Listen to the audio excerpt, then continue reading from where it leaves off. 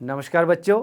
तो बच्चों, हम भारत में खाद्य सुरक्षा पढ़ रहे थे, उसका एक भाग हम पहले कर चुके हैं और आज हम इसका दूसरा और अंतिम भाग करने जा रहे हैं। और इस भाग में हम सार्वजनिक वितरण प्रणाली, भारत में राशनिंग व्यवस्था और सहकारी समितियां क्या होती हैं उसके बारे में चर्चा करेंगे। अब हम बात करेंगे सार्वजनिक वितरण प्रणाली की। अब हमने देखा कि बफर स्टॉक तो बना लिया गया। अब ये जो अनाज है जो इकट्ठा किया गया है वो लोगों तक कैसे पहुंचेगा, और ये काम भारत सरकार के एक संगठन भारतीय खाद्य निगम के द्वारा किया जाता है, और वो भी सार्वजनिक वितरण प्रणाली के माध्यम से। भारतीय खाद्य निगम द्वारा अधिप्राप्त अनाज को सरकार विनियमित राशन दुकानों के माध्यम से समाज के गरीब वर्गों में वितरित करती है। इसे सार्वजनिक वितरण प्रणाली या पीडीएस भी कहते हैं। अब अधिकांश क्षेत्रों, गांवों, कस्बों और शहरों में राशन की दुकानें हैं। देश भर में लगभग 5,50,000 राशन की दुकानें हैं। राशन की दुकानों में जिन्हें उचित दर वाली दुकानें कहा जाता है, चीनी, खाद्यान्न और खाना पकाने के लिए मिट्टी के तेल का भंडार होता है। ये सब बाजार कीमत से कम कीमत पर लोगों को बेचा जाता है। राशन कार्ड रखने वाला कोई भी परिवार प्रति माह इनकी एक अनुबंधित मात्रा जैसे 35 किलोग्राम अनाज, 5 लीटर मिट्टी का तेल, 5 किलोग्राम चीनी आदि निकटवर्ती राशन की दुकान से खरीद सकता है। ये राशन कार्ड 3 प्रकार के होते हैं। पहला वो होता है जो गरीबों के अंदर भी सबसे ज़्यादा गरीब लोग हैं उन लोगों के लिए बनाया गया है, और इसको अंत्योदय कार्ड के नाम से जाना जाता है। और दूसरा है बीपीएल कार्ड। ये वे लोग हैं जो गरीबी रेखा से नीचे हैं, उन लोगों के लिए जो कार्ड बनाया गया है उसको बीपीएल कार्ड के नाम से जाना जाता है। और तीसरा कार्ड है एपीएल कार्ड। जो गरीबी रेखा से ऊपर लोग रह रहे हैं उनके लिए जो कार्ड की व्यवस्था की गई है उसको एपीएल कार्ड के नाम से जाना जाता है। भारत में राशन व्यवस्था की शुरुआत बंगाल के अकाल की पृष्ठभूमि में 1940 के दशक में हुई। हरित क्रांति से पूर्व भारी खाद्य संकट के कारण 60 के दशक के दौरान राशन प्रणाली पुनर्जीवित की गई। गरीबों के उच्च स्तरों को ध्यान में रखते हुए 70 के दशक के मध्य एनएसएसओ की रिपोर्ट के अनुसार खाद्य संबंधी 3 महत्वपूर्ण अंतःक्षेप कार्यक्रम प्रारंभ किए गए। पहला, सार्वजनिक वितरण प्रणाली, जो पहले से ही थी लेकिन उसे और मजबूत किया गया। दूसरा, एकीकृत बाल विकास सेवाएं ICDS, जो प्रायोगिक आधार पर 1975 में शुरू की गई, और काम के बदले अनाज FFW 1977-78 में प्रारंभ हुआ। इन वर्षों में कई नए कार्यक्रम शुरू किए गए हैं और कार्यक्रमों को चलाने के बढ़ते अनुभवों के आधार पर अन्य कार्यक्रमों का पुनर्गठन किया गया।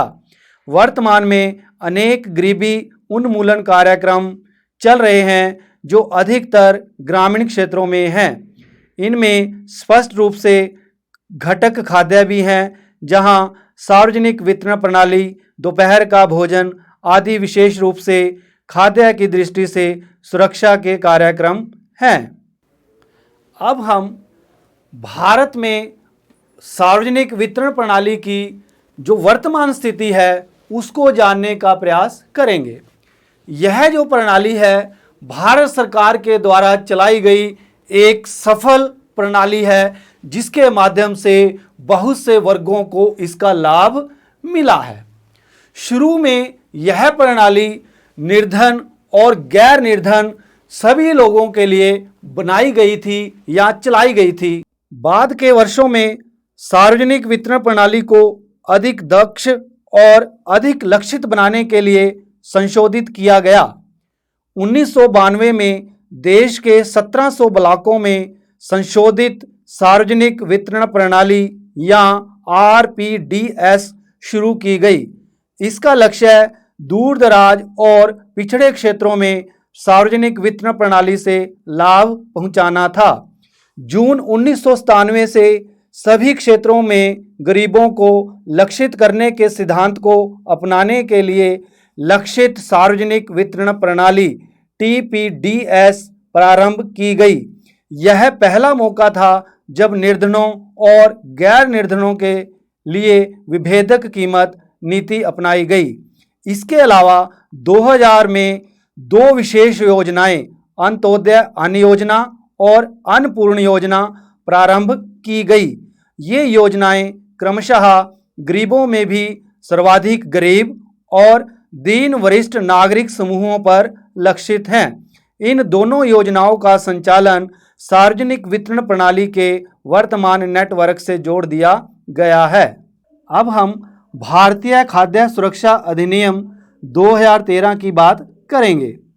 भारतीय खाद्य सुरक्षा अधिनियम 2013 के तहत खाद्य एवं पोषण संबंधी सुरक्षा सस्ती कीमतों पर उपलब्ध कराई जा सके ताकि मानव गरिमापूर्ण जीवन निर्वाह कर सके। इस अधिनियम के तहत 75% ग्रामीण जनसंख्या एवं 50% शहरी जनसंख्या को योग्य परिवार में वर्गीकृत किया गया है। आइए अब हम अंत्योदय अन्न योजना के बारे में भी थोड़ा जानें। अंत्योदय अन्न योजना दिसंबर 2000 में शुरू की गई थी। इस योजना के अंतर्गत लक्षित सार्वजनिक वितरण प्रणाली में आने वाले निर्धनता रेखा से नीचे के परिवारों में से 1 करोड़ लोगों की पहचान की गई। संबंधित राज्य के ग्रामीण विकास विभागों ने गरीबी रेखा से नीचे के गरीब परिवारों को सर्वेक्षण के द्वारा चुना। 2 रुपये प्रति किलोग्राम गेहूं और 3 रुपये प्रति किलोग्राम की अत्यधिक आर्थिक सहायता प्राप्त दर पर प्रत्येक पात्र परिवार को 25 किलोग्राम अनाज उपलब्ध कराया गया। अनाज की यह मात्रा 2002 में 25 किलोग्राम से बढ़ाकर 35 किलोग्राम कर दी गई। जून 2003 और अगस्त 2004 में इसमें 50-50 लाख अतिरिक्त BPL परिवार 2 बार जोड़े गए। इससे इस योजना में आने वाले परिवारों की संख्या 2 करोड़ हो गई। अगर हम इस सार्वजनिक वितरण प्रणाली की बात करें तो इससे कई फायदे हुए। एक तो उपभोक्ताओं को कम कीमत पर अनाज उपलब्ध हुआ।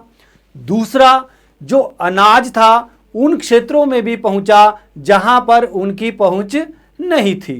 और तीसरा फायदा क्या हुआ कि आने वाले समय में हमें कहीं भी अकाल जैसी आपदा का सामना नहीं करना पड़ा। जब हम सार्वजनिक वितरण प्रणाली की बात करते हैं तो हमने देखा कि उसके कुछ सकारात्मक पक्ष भी हैं, लेकिन इसके कुछ नकारात्मक पक्ष भी हैं, जिसकी वजह से सार्वजनिक वितरण प्रणाली को कई बार कई आलोचनाओं का सामना करना पड़ता है। आखिर वो आलोचनाएं क्या हैं या सार्वजनिक वितरण प्रणाली की चुनौतियां क्या हैं, आइए अब हम उनके बारे में जानें। इस प्रणाली को अनेक आधारों पर कड़ी आलोचना का सामना करना पड़ रहा है। अनाज के भंडार भरे होने के बावजूद भूखमरी की घटनाएं हो रही हैं। कहीं अनाज सड़ रहा है तो कहीं चूहे खा रहे हैं। जरूरत से अधिक बफर स्टॉक रखना भी उचित नहीं। जैसे वर्ष 2014 में FCI के पास गेहूं और चावल का भंडार 65.2 करोड़ टन था, जो न्यूनतम बफर प्रतिमान से बहुत अधिक था। इसका भंडारण रखना खर्चीला तथा गुणवत्ता के साथ समझौता करना है। इस पर सरकार को गंभीरता से विचार करना चाहिए। न्यूनतम समर्थित कीमत को कुछ वर्ष के लिए स्थिर रखने के लिए गंभीरता से विचार करना चाहिए, क्योंकि कुछ क्षेत्र जैसे पंजाब, हरियाणा, पश्चिमी उत्तर प्रदेश, आंध्र प्रदेश मुख्यतः गेहूं और चावल की फसलें उगाते हैं, जबकि मोटे अनाज गरीबों का प्रमुख भोजन है। धान की खेती से भूमि के जल स्तर में गिरावट आई है, जिससे इन राज्यों में कृषि के विकास को लेकर भविष्य में खतरा पैदा हो गया है। पीडीएस डीलर अधिक लाभ कमाने के लिए राशन की दुकान पर घटिया किस्म के अनाज को भी बेचते हैं। दुकानदार कभी कभार ही दुकान खोलता है। जब राशन दुकान से नहीं मिलेगा तो एफसीआई के पास ही भंडार में स्टॉक रहना एक आम बात है। तो बच्चों, इस अध्याय के अंत में अब हम खाद्य सुरक्षा में सहकारी समितियों या कोऑपरेटिव सोसाइटी की क्या भूमिका है, इसको जानने का प्रयास करेंगे। क्या है कि भारत के दक्षिण और पश्चिमी भाग में बहुत ही ज़्यादा सहकारी समितियों का उदय हुआ है। अब आपके दिमाग में प्रश्न आ रहा होगा कि सहकारी समितियां क्या होती हैं। जब लोग आपस में मिलजुल करके किसी संस्था को चलाते हैं तो उसको कोऑपरेटिव या सहकारी संस्था के नाम से जानते हैं। उदाहरण के लिए तमिलनाडु में जितनी राशन की दुकानें हैं उनमें से करीब 94% सहकारी समितियों के माध्यम से चलाई जा रही हैं। दिल्ली में मदर डेयरी उपभोक्ताओं को दिल्ली सरकार द्वारा निर्धारित नियंत्रित दरों पर दूध और सब्जियां उपलब्ध कराने में तेजी से प्रगति कर रही है। गुजरात में दूध तथा दुग्ध उत्पादों में अमूल एक और सफल सहकारी समिति का उदाहरण है। इसने देश में श्वेत क्रांति ला दी है। श्वेत क्रांति का अर्थ दूध के ज्यादा उत्पादन से लिया जाता है। देश के विभिन्न भागों में कार्यरत सहकारी समितियों के और अनेक उदाहरण हैं जिन्होंने समाज के विभिन्न वर्गों के लिए खाद्य सुरक्षा सुनिश्चित कराई है। इसी तरह महाराष्ट्र में एकेडमी ऑफ डेवलपमेंट साइंस ने विभिन्न क्षेत्र में अनाज बैंकों की स्थापना के लिए गैर सरकारी संगठनों के नेटवर्क में सहायता की है। एडीएस या एकेडमी ऑफ डेवलपमेंट साइंस गैर सरकारी संगठनों के लिए खाद्य सुरक्षा के विषय में प्रशिक्षण और क्षमता निर्माण कार्यक्रम संचालित करती है। अनाज बैंक अब धीरे धीरे महाराष्ट्र के विभिन्न भागों में खुलते जा रहे हैं। तो बच्चों, इस प्रकार इस अध्याय में हमने भारत में खाद्य सुरक्षा को लेकर हमने चर्चा की है। हमने देखा कि खाद्य सुरक्षा क्या है, हमने ये भी देखा कि खाद्य सुरक्षा क्यों है, भारत में जो असुरक्षित वर्ग है वो कौन है, और उसके बाद स्वतंत्रता के बाद भारत ने किस प्रकार सार्वजनिक वितरण प्रणाली के माध्यम से लोगों तक जो खाद्य सुरक्षा की व्यवस्था की है। और हमने ये भी देखा कि किस प्रकार आज़ादी के बाद भारत सरकार ने सार्वजनिक वितरण प्रणाली के माध्यम से लोगों तक अनाज को पहुंचाया है। और साथ ही हमने ये भी देखा सार्वजनिक वितरण प्रणाली जो सकारात्मक पक्ष हैं वो कौन कौन से हैं, और साथ में उसके सामने जो चुनौतियां हैं उनको भी हमने देखने का प्रयास किया। और अंत में हमने ये देखा कि खाद्य सुरक्षा में जो सहकारी समितियां हैं किस प्रकार एक बहुत बड़ा योगदान दे रही हैं। तो इस प्रकार हमारा ये अध्याय अब अंत की तरफ जा रहा है। उम्मीद है कि आपको ये समझ आया होगा। अब अंत करने से पहले आइए एक बार आपने क्या जाना, क्या समझा, आइए एक बार हम इसको थोड़े प्रश्न उत्तर के माध्यम से जानने का प्रयास करें। धन्यवाद। पहले हम बहुविकल्पी प्रश्न करेंगे। प्रश्न नंबर 1, बंगाल में भयंकर अकाल किस वर्ष पड़ा? विकल्प हैं 1940, 1941, 1942 या 1943।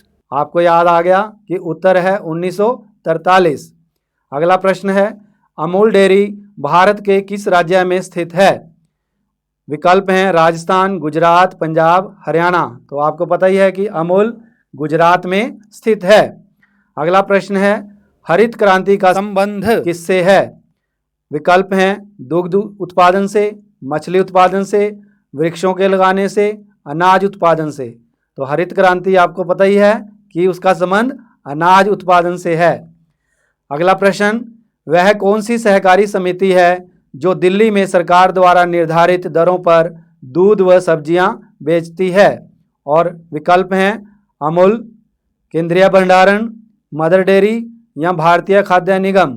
तो आपको पता ही है कि दिल्ली में मदर डेयरी जो है वो दूध व सब्जियां बेचती है। अगला प्रश्न है अंत्योदय योजना किस वर्ग के लिए है? विकल्प हैं गरीब और अमीर दोनों के लिए, गरीबों में भी सबसे गरीब, वृद्ध लोगों के लिए, शहरी लोगों के लिए। हाँ, तो आपको पता चली गया कि गरीबों में भी सबसे जो गरीब है उनके लिए अंत्योदय योजना चलाई गई थी। अब हम लघु उत्तरात्मक प्रश्न करेंगे। प्रश्न नंबर पहला, खाद्य सुरक्षा से आप क्या समझते हैं? उत्तर, जब सबके लिए भोजन उपलब्ध हो, भोजन पहुंच में हो और भोजन खरीदने के लिए लोगों के पास सामर्थ्य हो तो हम कहते हैं कि ये खाद्य सुरक्षा है। प्रश्न नंबर 2, दीर्घकालिक भूखमरी से आप क्या समझते हैं? उत्तर, जब एक लंबे समय तक लोग अपनी आय कम होने के कारण अच्छा व पौष्टिक भोजन खरीदने में असमर्थ हों तो यह दीर्घकालिक भूखमरी होती है। अगला प्रश्न, न्यूनतम समर्थन मूल्य क्या होता है? उत्तर, सरकार द्वारा किसानों को उनकी फसल के बोने से पहले ही फसल का जो कम से कम मूल्य निर्धारित किया जाता है उसको न्यूनतम समर्थन मूल्य कहते हैं। अब हम निबंधात्मक प्रश्न करेंगे। प्रश्न नंबर पहला, सहकारी समितियों की खाद्य सुरक्षा में भूमिका पर प्रकाश डालिए। उत्तर, सहकारी समितियां निर्धन लोगों को खाद्यान्न की बिक्री के लिए कम कीमत वाली दुकान खोलती हैं। उदाहरण के लिए तमिलनाडु में राशन की जितनी दुकानें हैं उनमें से 94% सहकारी समितियों के माध्यम से चलाई जाती हैं। दिल्ली में मदर डेयरी उपभोक्ताओं को दिल्ली सरकार द्वारा निर्धारित नियंत्रित दरों पर दूध और सब्जियां उपलब्ध कराती है। गुजरात में दूध तथा दूध उत्पादों में अमूल एक और सफल सहकारी समिति का उदाहरण है। इसने देश में श्वेत क्रांति ला दी है। इसी तरह महाराष्ट्र में एकेडमी ऑफ डेवलपमेंट साइंस ने विभिन्न हिस्सों में अनाज बैंकों को स्थापित किया है। तो इस प्रकार हम देखते हैं खाद्य सुरक्षा में सहकारी समितियां एक महत्वपूर्ण भूमिका निभा रही हैं। अब अगला प्रश्न, सार्वजनिक वितरण प्रणाली की मुख्य चुनौतियां क्या हैं? सार्वजनिक वितरण प्रणाली की निम्नलिखित चुनौतियां हैं। नंबर 1, अनाज के भंडार भरे होने के बावजूद भूखमरी की घटनाएं हो रही हैं। नंबर 2, अनाज सड़ रहा है और कहीं कहीं चूहे भी उसको खा रहे हैं। नंबर 3, कई बार ज़रूरत से ज़्यादा भंडारण कर लिया जाता है। यह भंडारण करना खर्चीला तथा गुणवत्ता के साथ साथ समझौता करना है। नंबर 4, मोटे अनाजों की कमी आई है जबकि यह गरीबों का मुख्य भोजन है। नंबर 5, धान की खेती से भूमि के जल स्तर में गिरावट आई है। और अंत में पीडीएस डीलर अधिक लाभ कमाने के लिए राशन की दुकान पर घटिया किस्म के अनाजों को बेचते हैं। और इसी के साथ हमारा प्रश्न उत्तर वाला सत्र भी समाप्त हुआ। उम्मीद है आपको समझ आया और इसी के साथ आपका धन्यवाद। आप स्वस्थ रहें, सुरक्षित रहें।